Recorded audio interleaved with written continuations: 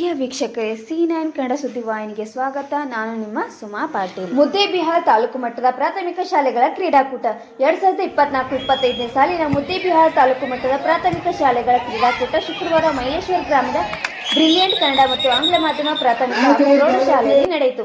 ಉದ್ಘಾಟನಾ ಸಮಾರಂಭದ ಅಧ್ಯಕ್ಷತೆಯನ್ನು ಶ್ರೀ ಮಾರುತಿ ಶಿಕ್ಷಣ ಸಂಸ್ಥೆ ಅಧ್ಯಕ್ಷರಾದ NB ನಡುವಿನಮನಿಯವರು ವಹಿಸಿದರು.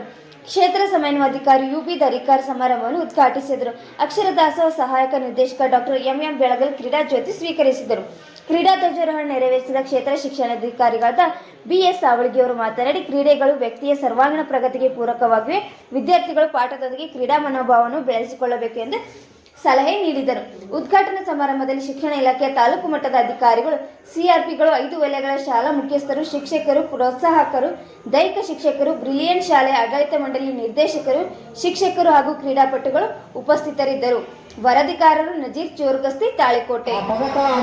ಜಗತ್ತಿನ ದೇಶದ ಶಕ್ತಿ ಸಾಮರ್ಥ್ಯ ನಿರ್ಮಾಣ ನಿರ್ಧರಿಸ್ತದೆ ಅಂತಕ್ಕಂಥದ್ದಾಗಿ, ಅದಕ್ಕಾಗಿ ಕ್ರೀಡಾಪಟುಗಳು ತಾವೆಲ್ಲರೂ ಉತ್ತಮ ಕ್ರೀಡಾ ಮನೋಭಾವದಿಂದ ಕ್ರೀಡಾ ಸ್ಫೂರ್ತಿಯನ್ನು ಮೆರೆಯಬೇಕು ಅಂತಕ್ಕಂಥ ಈ ಸಂದರ್ಭದಲ್ಲಿ ಹೇಳಕ್ಕೆ ಇಚ್ಛೆಪಡ್ತೇನೆ.